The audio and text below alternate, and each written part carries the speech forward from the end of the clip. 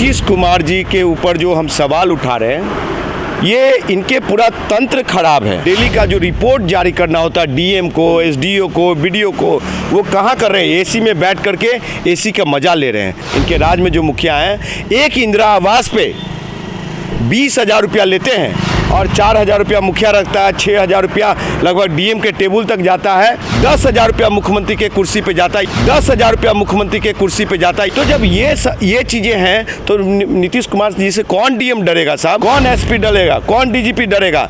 जब ये ईमानदार होंगे, जब ये ऑनेस्ट होंगे, जितने भी कलेक्टर हो, जिला कलेक्टर हो, चाहे एसपी हो, डीएसपी हो, मुखिया हो, उसको टाँग दिया जाएगा, उसको टाँग दिया जाएगा।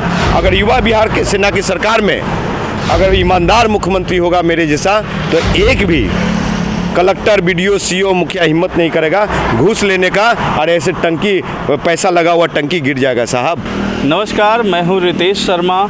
बिहार चुनाव की बात करने के लिए हम यहां इस वक्त मौजूद हैं। बिहार में चुनाव होने वाले हैं। चुनाव आयोग के द्वारा कह दिया गया है कि जो तारीख है उसी तारीख पर जो है चुनाव होने वाले हैं, यानी अक्टूबर नवंबर के महीने में कोई तारीख फिक्स की जाएगी, उसी में चुनाव होगा। लेकिन उसे लेकर के बिहार में सरगर्मी भी बहुत ज़्यादा तेज़ हो गई है। एक तरफ तेजस्वी यादव हैं, चिराग पासवान है, हर कोई जो है विरोध कर रहा है कि चुनाव की जो तारीख है उसे एक्सटेंड कर दिया जाए। हालांकि चुनाव होने वाले हैं और इसमें जो कई तरह की राजनीतिक पार्टियां हैं वो बिहार को बदलने के लिए आगे आई हैं। तो हमने आपको पिछले इंटरव्यू में भी मिलवाया था। युवा बिहार सेना के राष्ट्रीय अध्यक्ष हैं राजकुमार पासवान हमारे साथ यहाँ मौजूद हैं। उसके साथ ही यहाँ पे संतोष शाह यहाँ पे मौजूद हैं, जो बांकीपुर से निर्दलीय जो है विधायक के लिए चुनाव लड़े हैं। और बांकीपुर में क्या समस्याएं हैं, एक विधायक कैसा होना चाहिए जनता के लिए, हम उस पर बात करेंगे। तो सबसे पहले युवा बिहार सेना के राष्ट्रीय अध्यक्ष राजकुमार पासवान जी से हम बात करते हैं। पहले तो आपका स्वागत है सर। जी नमस्कार। तो सबसे पहले ये बताइए, बिहार में अभी नीतीश कुमार की सरकार जो है बहुत ही अच्छे तरीके से कार्यशैली उनकी है, कर रहे हैं, लेकिन घोटालों की बात भी सामने निकल कर आ रही है। और तेजस्वी यादव हैं, वो भी बहुत ज़्यादा उन पर मुखर हैं और आरोप लगा रहे हैं कई तरह के। अभी हाल फिलहाल में एक वायरल वीडियो भी हुआ है जिसमें कि नल जल योजना के तहत एक जो टंकी है, जो उनका ड्रीम प्रोजेक्ट कहा जा रहा है इन सभी चीज़ों को, वो धराशायी हो गया है। तो लोग कह रहे हैं कि अरे विकास जो है देखिए ज़मीन पर कैसे आ गया आसमान से। तो विकास तो आसमान में उठने की बात होती है, क्या कहेंगे इस पर? देखिए, वो 15 साल की आरजेडी की सरकार रही हो, चाहे ये 15 साल के नीतीश कुमार जी की सरकार है, ये दोनों बिहार को लूटने का, बर्बाद करने का ये इन्होंने काम किया। इनकी योजनाएं तो बहुत सारी अच्छी आई। लालू प्रसाद यादव की सरकार में भी योजनाएं बहुत अच्छे आए। आपको बता दें कि चरवाहा विद्यालय भी आया था, तो वो भी योजना कोई ख़राब नहीं था, लेकिन उस योजना पे कार्य नहीं हुए, और कार्य भी हुए तो उसमें लूट हुआ। उसी तरह से आदरणीय नीतीश कुमार जी का जो योजना 7 निश्चय योजना, उसमें महालूट चल रहा है, और जो कि आज भी मैंने पढ़ा है बहुत सारा चीज़। अभी 7 निश्चय योजना में जो जल नल, हर घर को जल नल योजना है, उसमें टंकी नीचे गिराता है पानी भरते ही। तो ये बड़ा चौंकाने वाली बात है, कैसा काम हो रहा है। ये सवाल उठता है नीतीश कुमार जी पे। एक ही बिहार में उन्होंने काम किया, एक या दो, एक तो सड़क, पुल, और तीसरा बिजली, और उन्होंने कुछ नहीं दिया बिहार को। बिहार में आपको बता दें कि 20% उद्योग धंधा कल कारखानों पे इतना बड़ा ताला लटकवाने का काम किया। यहाँ के जिन्होंने 2005 में नीतीश कुमार जी कहा था, मैं उस समय अबोध बच्चा था, और मुझे याद है अच्छी तरह से कि इस बिहार का एक भी बेटा दिल्ली, बॉम्बे, कलकत्ता, मद्रास, हरियाणा, पंजाब नहीं जाएगा नौकरी करने। लेकिन आज भी सबसे बड़ा सप्लायर, लेबर सप्लायर का अड्डा बन चुका है इनके राज्य में। तो आप समझ सकते हैं कि नीतीश कुमार जी का ये मॉडल बिहार के हित में नहीं है, बिहार के 13 करोड़ आवाम के हित में नहीं है। अच्छा, अब नीतीश कुमार को कैसे यहाँ जिम्मेदार ठहरा रहे हैं? जो अधिकारी होते हैं वो भी तो यहाँ घोटाला कर सकते हैं। जैसे फंड जो है पास कर दिया जाता है, लोगों के पास पहुँच जाता है, लेकिन अधिकारी जो है उसमें घालमेल करते हैं और लोगों में बंदरबाट हो जाता है इस चीज़ का।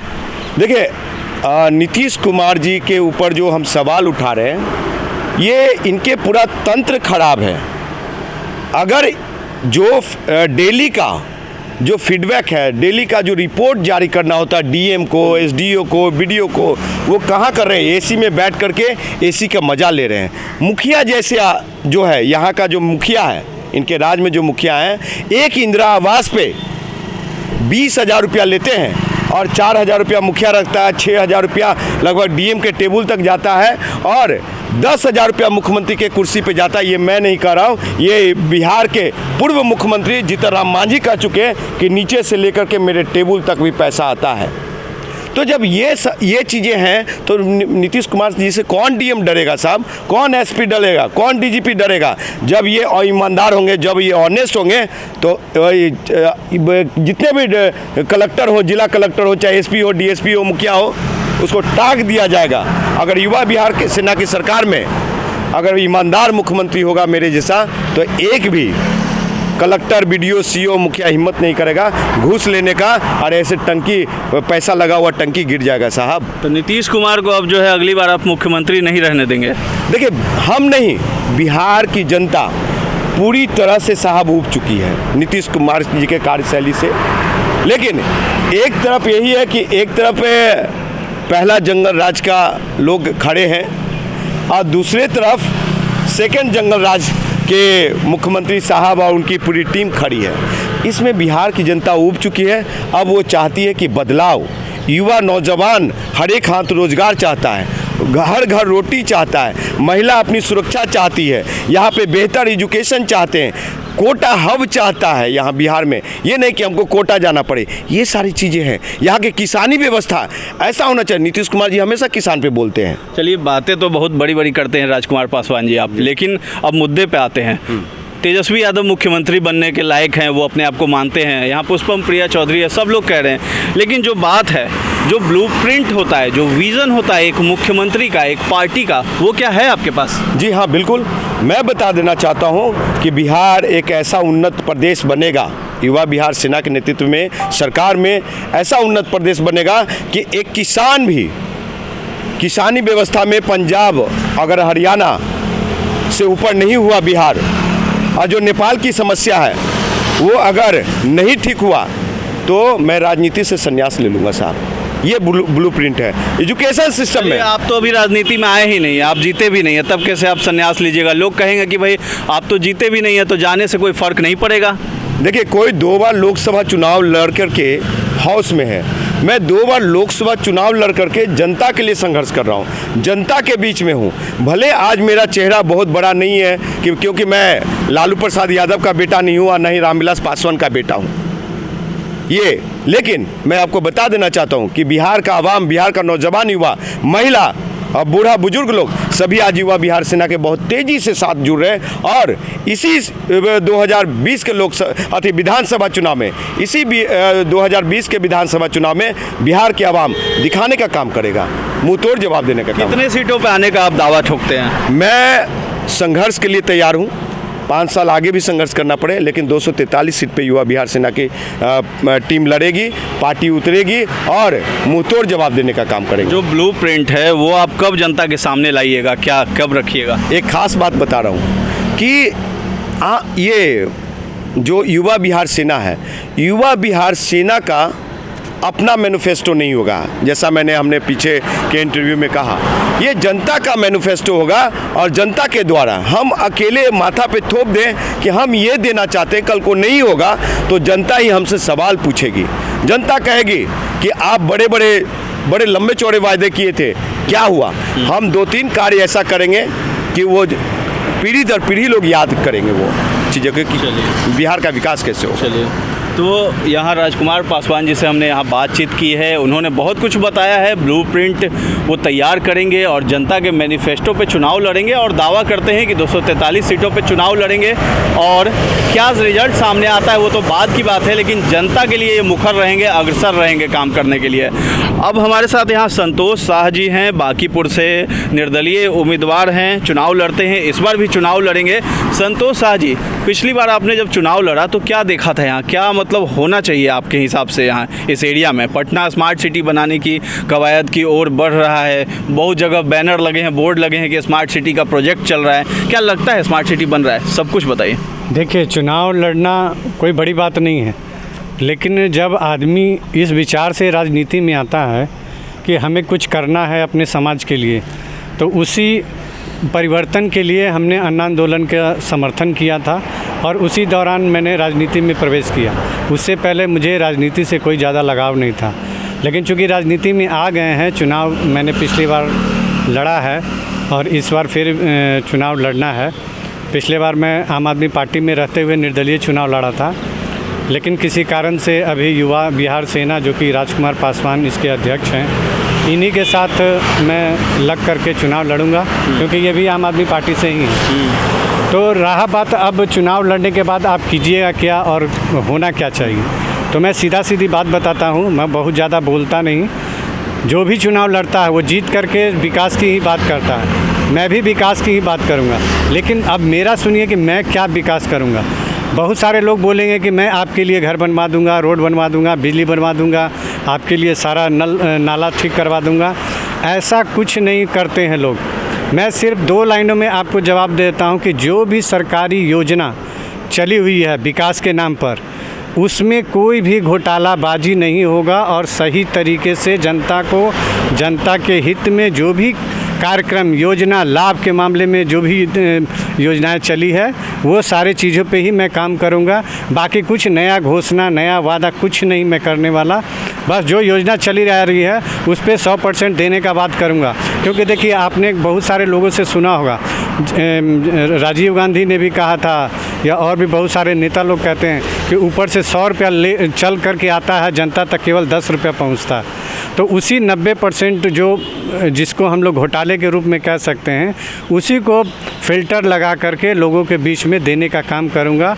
और मैं एक ईमानदार छवि के साथ मार्केट में पिछले बार भी आया था, इस बार भी छवि के साथ आऊँगा, और वही मेरा लक्ष्य है। संतोष जी, ये बताइए, एक बात आपने कही कि आप घोटाला होने नहीं देंगे। चलिए, विधायक के पास जो फंड आता है वो तो सिर्फ उसका अधिकार होता है और जनता को वो अपने क्षेत्र में वो खर्च करता है, लेकिन आपने कही कि घोटाला होने नहीं देंगे। तो घोटाला तो पूरे सिस्टम, तंत्र का एक हिस्सा है। उसमें एक फ़ंड आता है जो सारे विधायकों को दिया जाता है हर क्षेत्र में विकास करने के लिए, तो उसे कैसे रोकिएगा आप? देखिए, कोई गार्जियन अगर आप मान लेते हैं कि 10,000 रुपया महीना कमाता है, तो उनके 2-4 परिवार के सदस्य ज़रूर होते हैं, और उसी हिसाब से उनका घर का पालन पोषण होता है। उन पढ़ाई के नाम पर हो, घर का राशन के मामले में हो, इस तरह की चीज़ें, रेंट अगर किसी को देना हो तो रेंट हो, पेट्रोल हो गया, यानी कपड़े, जो भी अपने उनके ज़रूरत की चीज़ें होती है। तो रहा बात अगर मेरे फंडिंग में जो भी उस समय पैसा आएगा, क्योंकि मुझे खुद नहीं मालूम है कितना फंडिंग आता है, जो भी फंडिंग आएगा उसमें देखिए किस काम के लिए कितने पैसे किसको दिए जाते हैं, वो उस समय जाने के बाद तय होगा। अभी मैं नहीं कह सकता। रहा बात मेरा, तो मैं कितना ईमानदारी से काम करना चाहता हूँ कि कम से कम मुझे कोई ये न कह सके कि मैंने कुछ अपने लिए रखा, मैंने अपने के लिए कुछ किया, वो बिल्कुल नहीं होगा। रहा बात और सिस्टम बाय सिस्टम पैसे कैसे जाते हैं लोगों के पास, क्योंकि हर सिस्टम कहीं ना कहीं से होकर के ही जनता तक जाता है। तो मेरे, देखिए, मैं एक व्यक्ति हूँ और मेरे 2 हाथ हैं। 2 हाथ का मतलब होता है कि एक हमारे जस्ट ऊपर ऑफिसर और एक होता है हमारे जस्ट नीचे ऑफिसर। तो ये 2 चीज़ों पे तो मैं कंट्रोल कर सकता हूँ। बारे मेरे हाथ के बाद अगर कोई और कर्मचारी है, कोई स्टाफ है, तो उसका जिम्मेदारी मैं नहीं ले सकता, क्योंकि वो जिम्मेदारी हमारे नीचे प्लस उनका हो जाता है। एक छोटा सा सवाल है, आपके हिसाब से विधायक को कैसा होना चाहिए? विधायक को जनता से जुड़ा हुआ जो भी विकास का फंडिंग आता है उस पर ईमानदारी से उस काम को करना चाहिए। ऐसा ही होना चाहिए विधायक। ये तो घिसा पिटा लाइन हो गया जो रहता है हमेशा। वही है, आप वैसे लोगों को जान रहे हैं जो जीत कर आ रहे हैं। विधायक काम नहीं कर रहे हैं उस क्षेत्र में जो अभी हैं, तो वो भी ऐसी ही बात कहते हैं। तो फ़र्क क्या रह जाएगा आप में और उनमें? फ़र्क ये है कि आपने उन्हें 5 साल मौका देकर देखा, मुझे अभी तक मौका नहीं देखा। अगर आपको लगता है कि विधायक 5 साल के बाद ऐसा ही होता है, तो आप उन्हीं को जिता करके भिजवाइए, मुझे कोई आपत्ति नहीं है। क्योंकि मैं जो व्यवसाय कर रहा हूँ, अभी जीतूंगा तो विधायक के रूप में जो काम होगा करूँगा, हार जाऊँगा तो फिर मेरा जो अपना रोजी रोटी का जुगाड़ है उसी में मैं लग जाऊँगा। चलिए, स्मार्ट सिटी की बात हो रही है, पटना को स्मार्ट बनाने की, छोटा सा बताइए उस पर कि आखिर कैसा होना चाहिए स्मार्ट सिटी? क्या लग रहा है हो रहा है स्मार्ट?